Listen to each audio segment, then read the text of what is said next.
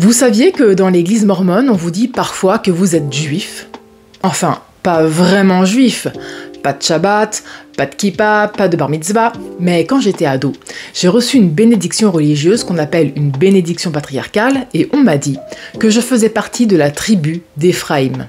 Rien que ça. Et là, je me suis dit, attends, quoi? Aujourd'hui, on va plonger dans une des idées les plus étranges et les plus centrales de la religion mormone, son obsession avec le peuple d'Israël, les tribus perdues et surtout, cette idée que l'Amérique serait la nouvelle terre promise. Spoiler, c'est pas très biblique, et encore moins historique. Avant de continuer sur les Mormons, il faut qu'on parle d'un concept central qu'ils utilisent beaucoup, celui des 12 tribus d'Israël. C'est un élément fondamental dans leur doctrine, mais aussi dans le judaïsme et le christianisme. Et comme toujours, il y a une différence entre le récit religieux et ce que nous disent les historiens et archéologues. Alors, l'histoire, selon la Bible, commence avec un homme nommé Jacob, petit-fils d'Abraham. Jacob aurait eu 12 fils, chacun devenu l'ancêtre d'une tribu du peuple d'Israël. À un moment, Dieu change le nom de Jacob en Israël, et ses descendants deviennent donc les enfants d'Israël. Chaque tribu porte le nom d'un de ses fils. Ruben, Siméon, Lévi, Juda, Dan, Nephtali, Gad, Aser, Issachar, Zabulon, Joseph et Benjamin. Plus tard, les fils de Joseph, Éphraïm et Manassé, seront comptés comme 2 tribus distinctes, ce qui permet d'arriver à 12, même si la tribu de Lévi, consacrée au sacerdoce, n'a pas de territoire propre.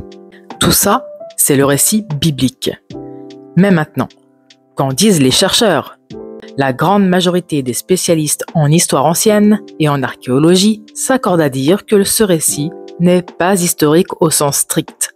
Il n'existe aucune trace archéologique d'un personnage nommé Jacob ni de ses 12 fils.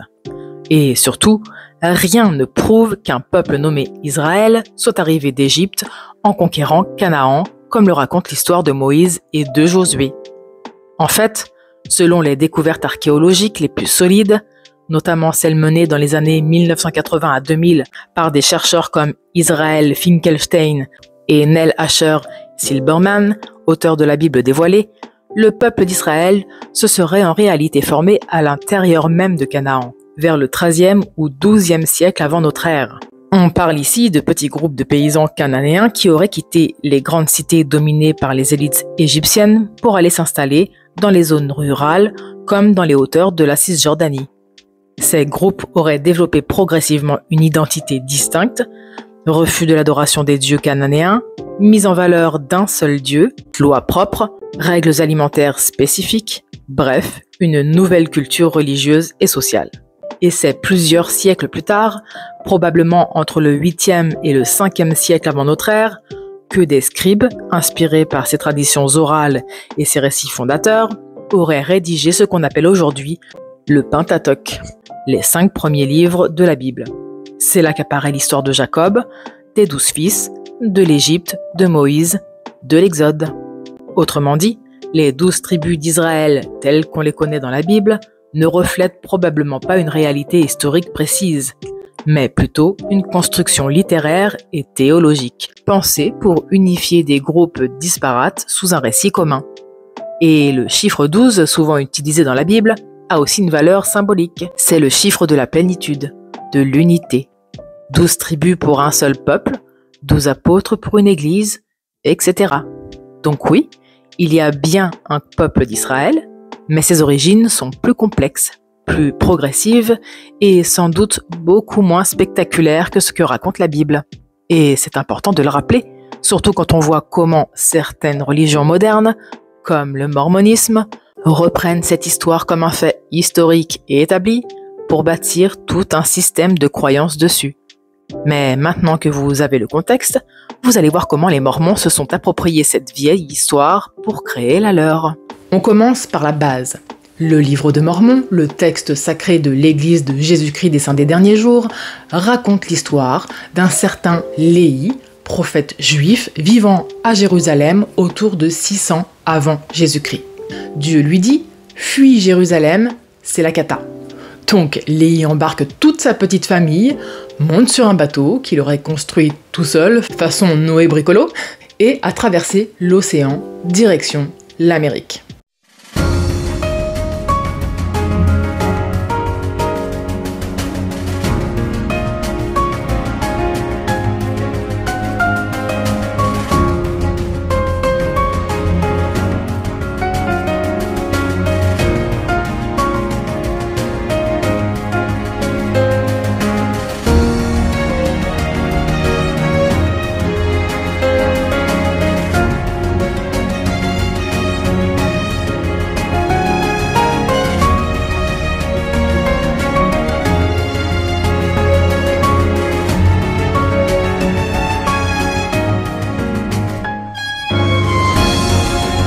Et là, sa descendance devient deux peuples, les Néphites et les Lamanites.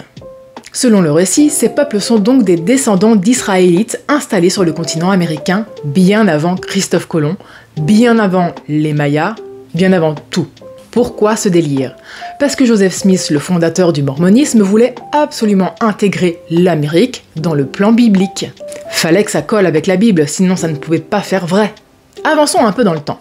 Quand vous êtes mormon, à un moment de votre vie, vous recevez une bénédiction patriarcale. C'est un peu comme une prophétie personnalisée, un mix entre l'horoscope céleste et le plan de carrière divin. Comme ma bénédiction patriarcale est à la poubelle depuis des années, j'ai demandé à ChatGPT de bien vouloir me refaire une bénédiction patriarcale. Ce qui a, à mon sens, largement la même valeur. Par l'autorité de la sainte prêtrise de Melchisédek, au nom de Jésus-Christ et en vertu de mon appel de patriarche dans l'église de Jésus-Christ des saints des derniers jours, j'impose les mains sur ta tête, Magali, et je te confère une bénédiction patriarcale. Magali, tu fais partie de la maison d'Israël, et plus particulièrement de la tribu d'Éphraïm. En tant que membre de cette tribu, tu as un rôle important à jouer dans l'œuvre du Seigneur sur cette terre, et tu participeras à la grande œuvre de préparation du monde à la venue du Sauveur. Le Seigneur t'a béni avec un esprit vif et une capacité de réflexion profonde. Tu as un cœur pur et une volonté de rechercher la vérité, ce qui te permet d'être un instrument dans les mains de Dieu. En nourrissant ton esprit et en cherchant à comprendre les choses de Dieu, tu recevras des révélations et des compréhensions qui te guideront tout au long de ta vie. Tu seras appelé à accomplir des missions importantes pour l'Église. En suivant la direction du Saint-Esprit, tu seras guidé pour enseigner l'Évangile avec pouvoir, et ta voix portera la vérité au cœur préparé. En étant fidèle à l'inspiration du Saint-Esprit, tu accompliras des choses grandioses dans le royaume de Dieu. Sois toujours fidèle aux alliances que tu as contractées. En restant fidèle au Seigneur et à ses commandements, tu trouveras la paix et la direction dans ta vie. Tu seras béni de la sagesse pour prendre les bonnes décisions, tant dans ta vie personnelle que spirituelle. Le Seigneur te bénira dans ta famille et pour ta postérité.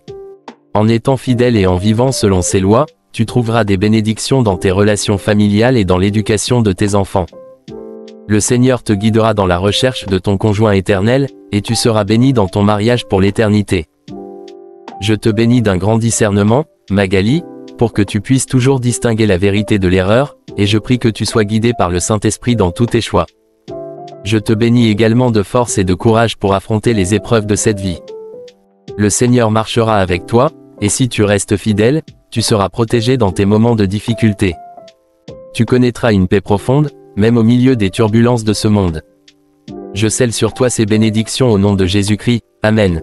Et dans cette bénédiction, on vous attribue une tribu d'Israël. Moi, Éphraïm, comme la majorité des enfants nés dans l'église mormone. Pourquoi Éphraïm? Parce qu'il aurait, selon la doctrine mormone, la mission de rassembler toutes les autres tribus.